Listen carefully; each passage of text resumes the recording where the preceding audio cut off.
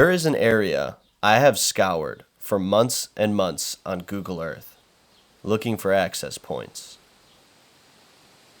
I had identified this canyon and several places within it that I was very interested in. My curiosity was only heightened due to the fact that almost no information about this place exists. It took me a very long time to figure out how to get here. I had a suspicion it held a lot of human history, unusual geology, and stunning nature. And I came to find out my suspicions were more true than I ever could have imagined. Perhaps the most defining feature of this landscape is the deep cavities that exist within the mountains of sandstone.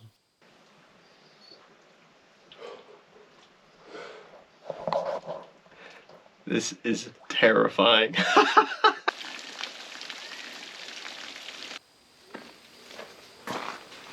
And later that night, just before I went to sleep, I witnessed something emerge. This was day one.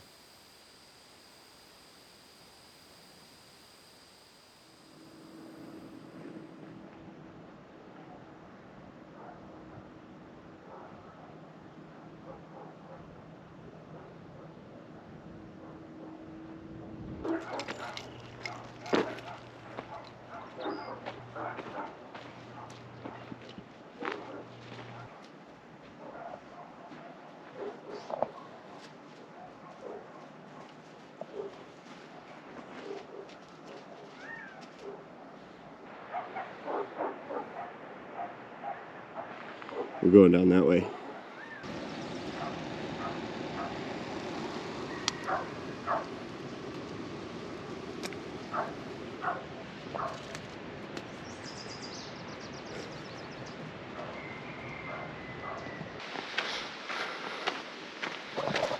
All right, good morning. We are in this canyon for the next 3 days, and this place is absolutely gorgeous.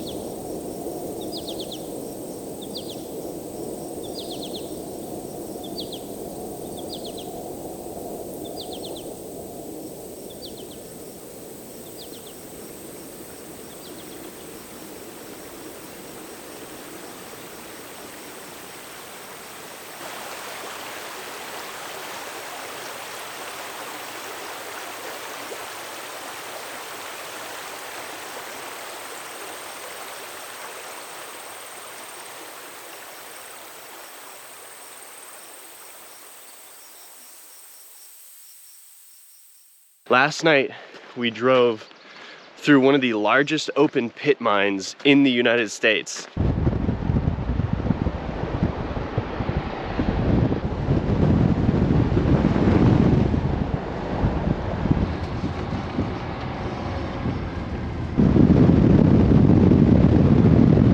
It was nuts. In the bottom of this canyon, there's this dirt road.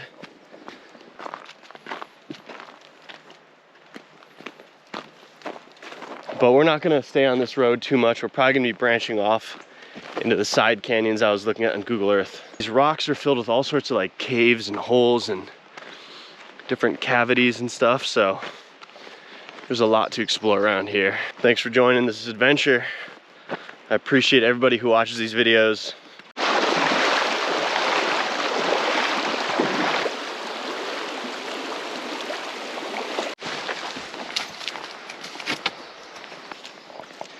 So there's a really interesting history of Native Americans here. And there actually might be some ruins around here, but I'm not 100% certain.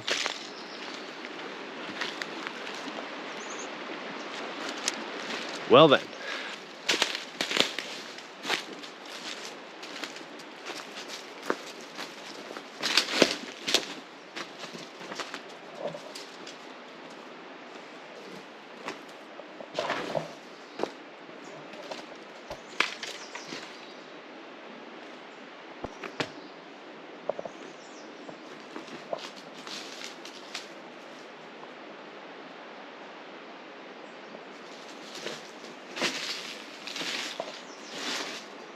It is rumored that the famous Apache chief Geronimo was born here, who, if you don't know, put up an incredible fight against Westerners invading their lands. Look at that.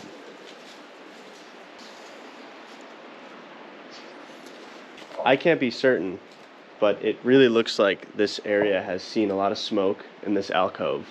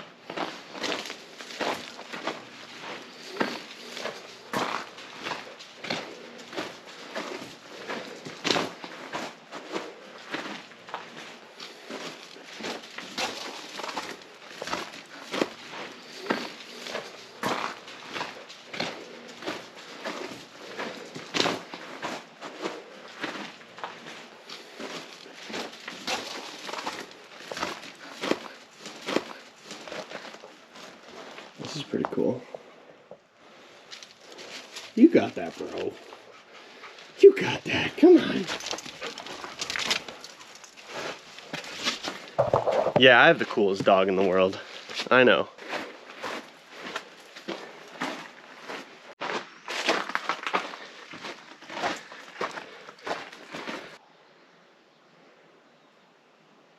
We have found ourselves in just beautiful, pristine nature with nobody around. Look at that balanced rock.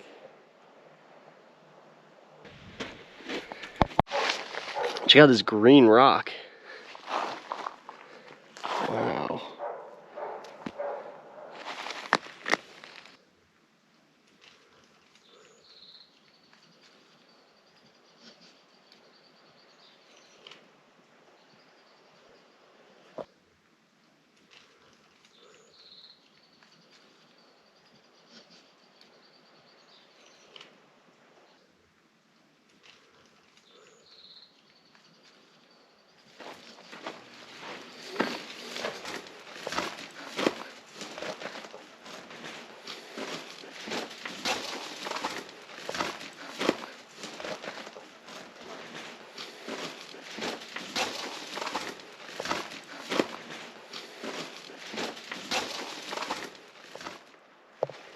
Look at how the wood has decomposed in the desert. It's just turned into its raw fibers.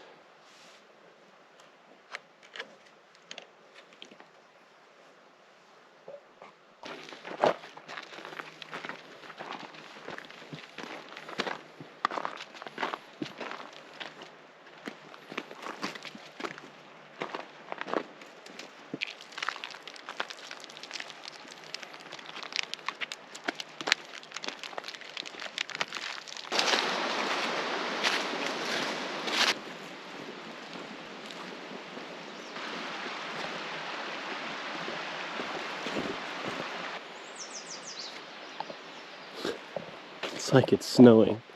This is so beautiful. It's all seeds.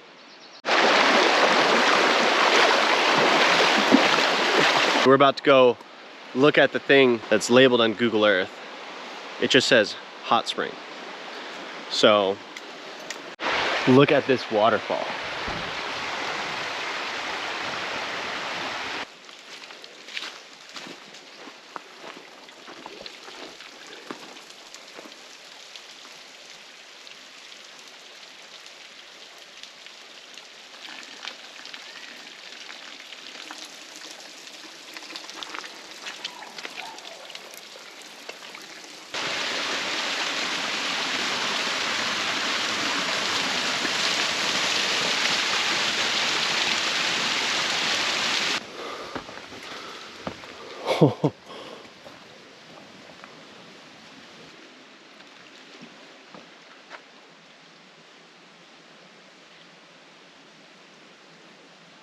When a mine shaft accidentally hits a hot spring and then it fills up with hot water, they have to abandon it, which is what happened right here. All right, we're going in. You be good. Don't scream at me.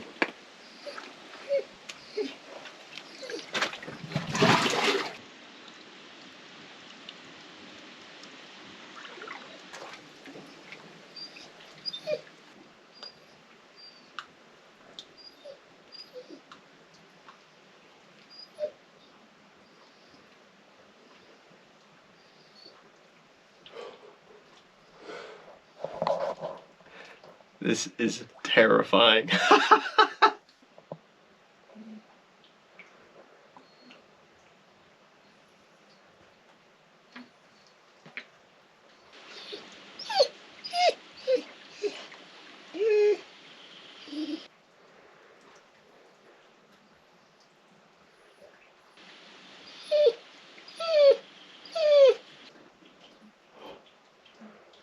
Okay, I made it to the end. And it's completely silent.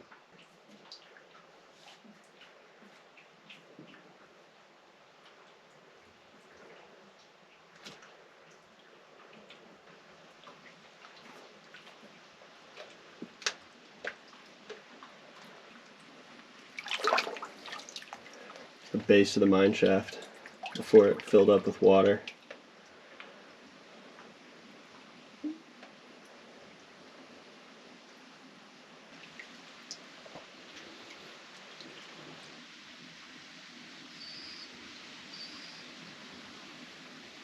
The end probably is like 30 feet back, and it just gets hotter and more humid as you go in there.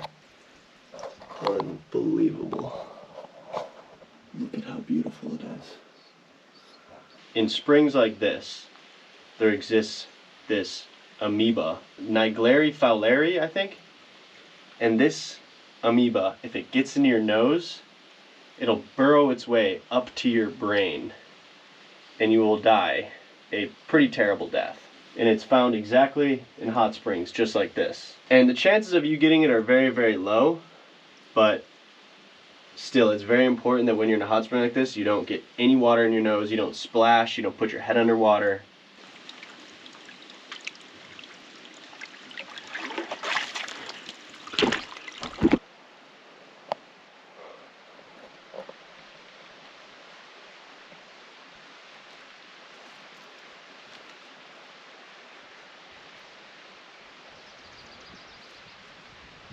To elaborate a bit more, that amoeba I was telling you about, Naegleri fowleri, it is a terrifying organism. The way it works is over the course of several weeks, it slowly eats its way up from your nose into your brain stem. A week after you've been in one of those hot springs, you start getting bloody noses. And then all of a sudden you start losing your motor function. As the amoeba eats further and further into your brain, you die, basically. A pretty horrifying, terrifying death. And if ever you come across a hot spring like that, do not put your head underwater.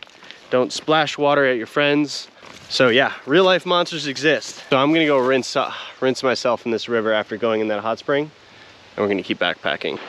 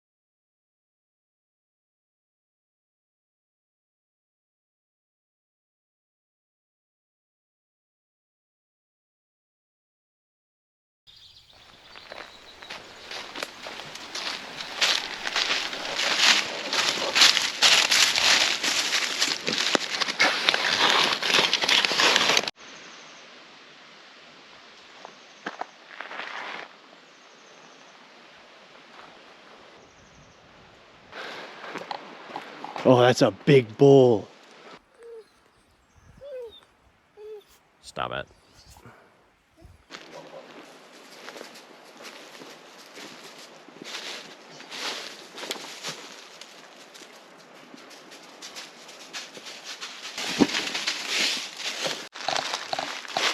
You guys like rocks with straight lines, so check this one out.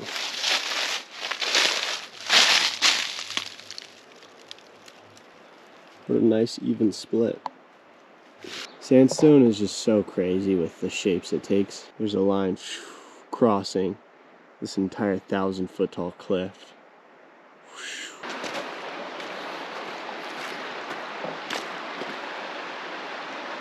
Huge cave. After I found this place on Google Earth, I discovered something absolutely wild about that cave. And we're gonna have to wait till sunset to see if it happens. But it could be pretty cool. That cave is part of the reason why we're even here. I came to find out they put a fence in this cave about 10 years ago for a very good reason.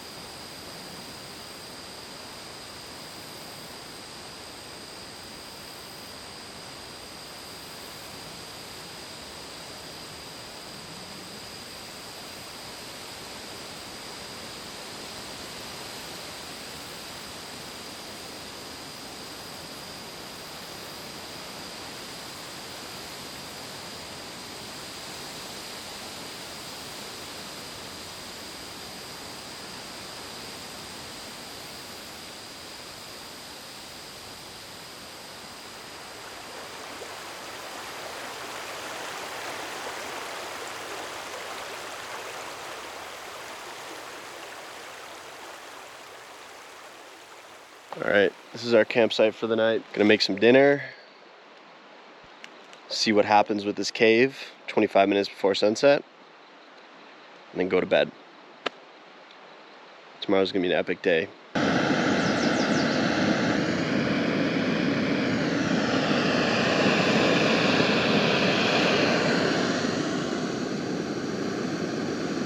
I'm sitting here waiting for the big event to happen. I don't know if it's gonna happen.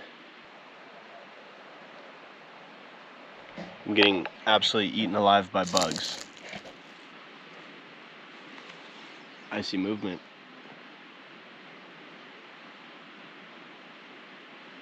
Something's happening.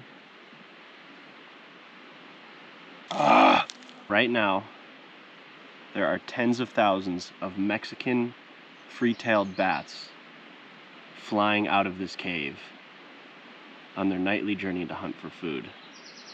So these bats just recently returned from their migration. They spend the winters down in Mexico. There's so many. Wow. Oh my gosh, look at them. Come here, eat my bugs. They're amazing.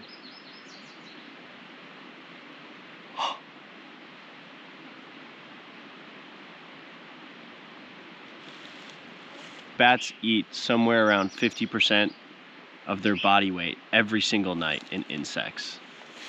Because bats eat so many insects, so humans can thank bats for significantly diminishing the amount of mosquitoes in our environment and significantly reducing the amount of mosquito-borne illness within our human populations. These bats we're looking at are literally flying into the sky, eating the bugs that transmit diseases to us and saving human lives.